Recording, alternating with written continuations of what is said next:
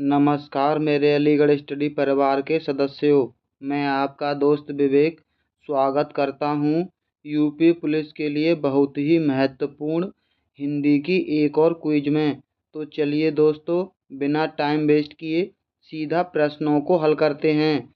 निम्नलिखित प्रश्न में 4 विकल्पों में से उस सही विकल्प का चयन करें जो दिए गए पद्य के उचित अलंकार रूप का सबसे अच्छा विकल्प है।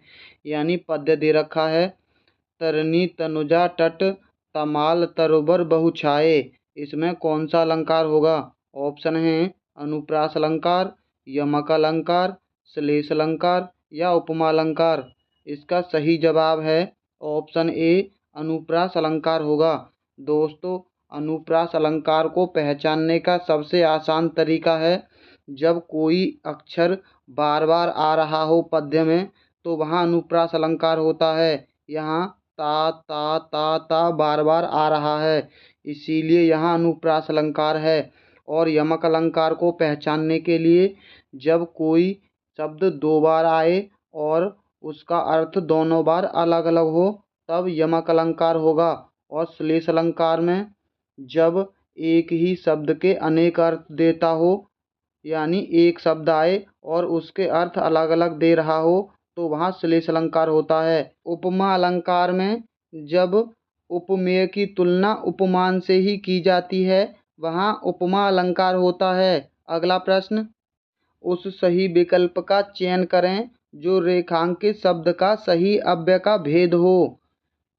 आज दिन भर वर्षा होती रही, इसमें कौन सी अव्यय है? ऑप्शन है क्रिया विशेषण अव्यय है, संबंध बोधक अव्यय है, समुच्चय बोधक अव्यय है या विस्मय बोधक अव्यय है। इसका सही जवाब है ऑप्शन ए क्रिया विशेषण अव्यय है।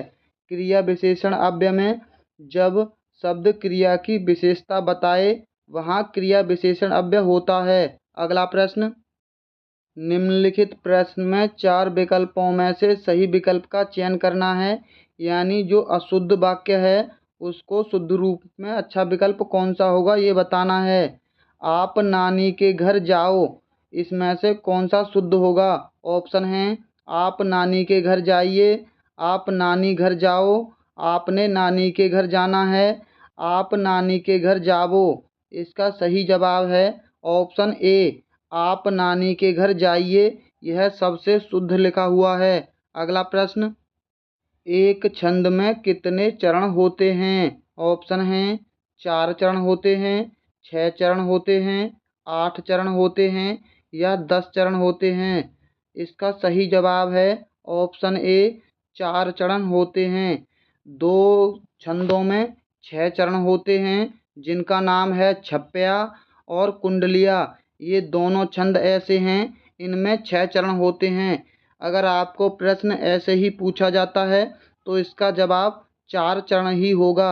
अगला प्रश्न, उस विकल्प का चयन करें जो नीचे दिए गए मुहावरे के सही अर्थ वाला विकल्प है। गीदड़ भक्की, यानी इसका अर्थ क्या होगा? ऑप्शन है कोरी धमकी, विरोध करना, धूर्त व्यक्ति या आरोप लगाना। इसका सही जवाब है ऑप्शन ए कोरी धमकी होगा गीदड़ भक्की का अर्थ। अगला प्रश्न, रस का संबंध किस धातु से माना जाता है? ऑप्शन है सिर धातु से, कृ धातु से, प्रधातु से, मृ धातु से। इसका सही जवाब है ऑप्शन ए सिर धातु से माना जाता है। सिर का अर्थ होता है जो बहता है, यानी जो भाव रूप में हृदय में बहता है वह सिर होता है। अगला प्रश्न, उस सही विकल्प का चयन करें जो निर्देशानुसार वाक्य परिवर्तन वाला सही विकल्प है। हाथी ने केला खाया, इसको कर्म वाच्य में परिवर्तन करना है। ऑप्शन है हाथी केला खाता है, हाथी केला खा लिया, हाथी द्वारा केला खाया गया, हाथी केला खाया। इसका सही जवाब है ऑप्शन सी हाथी द्वारा केला खाया गया, यह कर्म वाच्य है। अगला प्रश्न, इनमें से किस चिन्ह का अर्थ आधा रुकना होता है? दोस्तों, अगर आपको लग रहा है कि हम आपका समय बर्बाद नहीं कर रहे हैं तो हमारी वीडियो को लाइक ज़रूर कर लेना। इसका सही जवाब है ऑप्शन बी, ये वाला चिन्ह आधा रुकने के लिए होता है, यानी अर्ध विराम। और ये होता है अल्प विराम, ये होता है पूर्ण विराम और ये होता है विस्मयबोधक।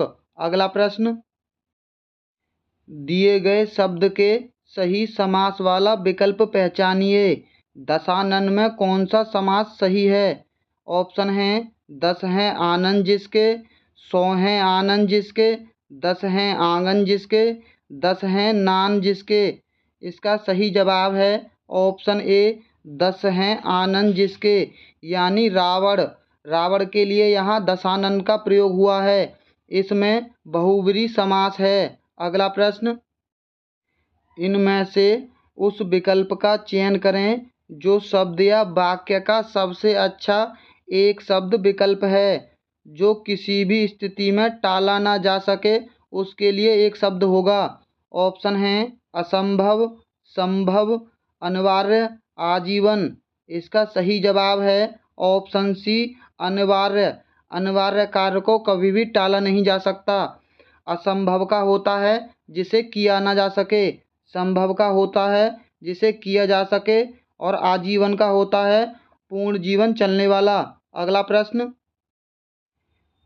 जिनमें से एक शब्द दिए गए अनेकार्थी शब्द का एक अर्थ है, उस शब्द को चुनें। अरुण का पर्यायवाची बताना है। ऑप्शन हैं सूर्य, सोना, आकाश, गोद। इसका सही जवाब है ऑप्शन ए, सूर्य, यानी अरुण सूर्य का पर्यायवाची है। सूर्य के अन्य पर्यायवाची होते हैं दिनकर, दिवाकर, भानु, प्रभाकर और रवि। अगला प्रश्न, निम्नलिखित प्रश्न में 4 विकल्पों में से अधिकरण कारक की विभक्ति पहचानिए।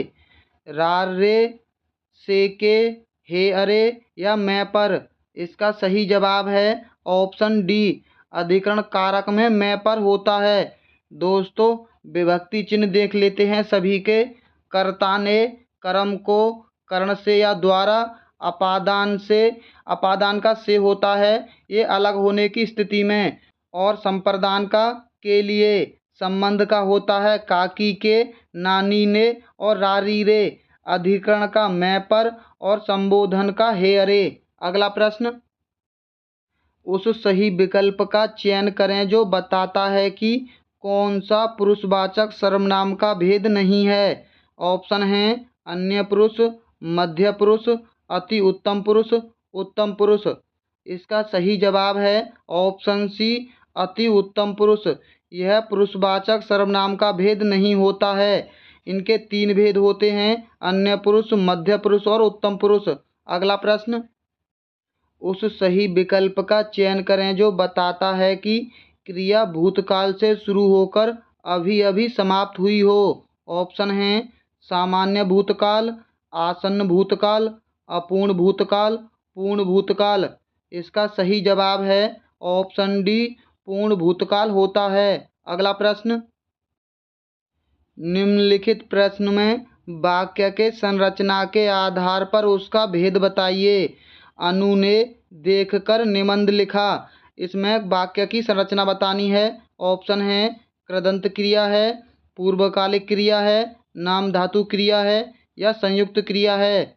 इसका सही जवाब है ऑप्शन बी, पूर्वकालिक क्रिया है। दोस्तों, जब कर्ता एक कार्य को समाप्त करके दूसरा कार्य प्रारंभ करता है वहाँ पूर्वकालिक क्रिया होती है। अगला प्रश्न, उस विकल्प का चयन करें जो दिए गए शब्द का सही स्त्रीलिंग शब्द है, यानी प्रबंधकर्ता का स्त्रीलिंग बताना है। ऑप्शन हैं प्रबंधकार्ती, प्रबंधकीन, प्रबंधक, प्रबंधकार्ती।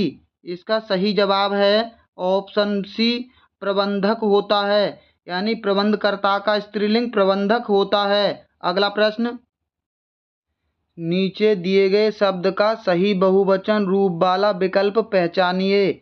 नेता का बहुवचन बताना है।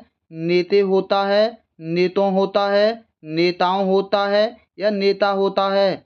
इसका सही जवाब है ऑप्शन सी, नेताओं होता है। अगला प्रश्न, नीचे दिए गए शब्द का सही बहुवचन रूप वाला विकल्प पहचानिए।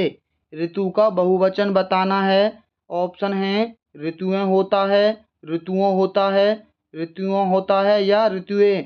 इसका सही जवाब है ऑप्शन ए ऋतुएं होता है। अगला प्रश्न, स्वर रहित व्यंजन जब स्वर सहित व्यंजन से मिलता है तब क्या कहलाता है? ऑप्शन है संयुक्ताक्षर, द्वित्व, तालव्य, स्वर तंत्रीय। इसका सही जवाब है ऑप्शन ए संयुक्ताक्षर कहलाता है। अगला प्रश्न, कौन सा व्यंजन नासिका द्वारा उच्चारित होते हैं? ऑप्शन है ण, ज, ड, द। इसका सही जवाब है ऑप्शन ए ण। अगला प्रश्न, तुलसीदास जी द्वारा रचित प्रसिद्ध महाकाव्य का नाम क्या है? ऑप्शन है रामचंद्र का, रामचरितमानस, अखरावट, चंद्रसार। इसका सही जवाब है ऑप्शन बी रामचरितमानस है तुलसीदास की रचना। रामचंद्र का है केशवदास की, अखरावट है मलिक मोहम्मद जायसी की। अगला प्रश्न, रंगभूमि किस प्रसिद्ध लेखक द्वारा रचित उपन्यास है? ऑप्शन है प्रेमचंद द्वारा, हरिशंकर परसाई द्वारा, धर्मवीर भारती द्वारा, विष्णु शर्मा द्वारा। इसका सही जवाब है ऑप्शन ए प्रेमचंद जी द्वारा रचित उपन्यास है। रंगभूमि प्रकाशित हुआ था 1924 में। अगला प्रश्न,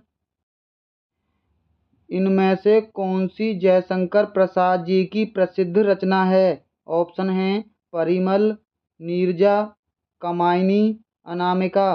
इसका सही जवाब है ऑप्शन सी कामायनी। कामायनी का प्रकाशन हुआ था 1935 में। और परिमल रचना है सूर्यकांत त्रिपाठी निराला जी की। नीरजा रचना है महादेवी वर्मा की। और अनामिका भी सूर्यकांत त्रिपाठी निराला की रचना है। अगला प्रश्न, चार विकल्पों में से उस विकल्प का चयन करें जो सही संधि विच्छेद वाला विकल्प है। यानी धर्मात्मा का सही संधि विच्छेद बताना है। धर्मधन आत्मा, धर्मात्मा, धर्माधनतमा, धर्माधनतमा। इसका सही जवाब है ऑप्शन बी धर्मधन आत्मा। यह सबसे सही है। धर्मात्मा में है दीर्घ स्वर संधि। अगला प्रश्न, उस विकल्प का चयन करें जो दिए गए शब्द का सही समान अर्थ वाला शब्द है। कौशल का समानार्थी शब्द बताना है। ऑप्शन है दक्षता, नीड़, ज्योत्सना, चपल। इसका सही जवाब है ऑप्शन ए दक्षता।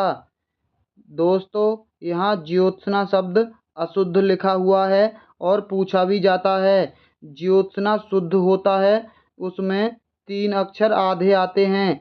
यानी ज, ता और आधा सा, ये तीनों शब्द आधे आते हैं, हमेशा याद रखना। अगला प्रश्न, अवगुण शब्द में कौन सा उपसर्ग है? ऑप्शन है गुण, आ, अब, ड़।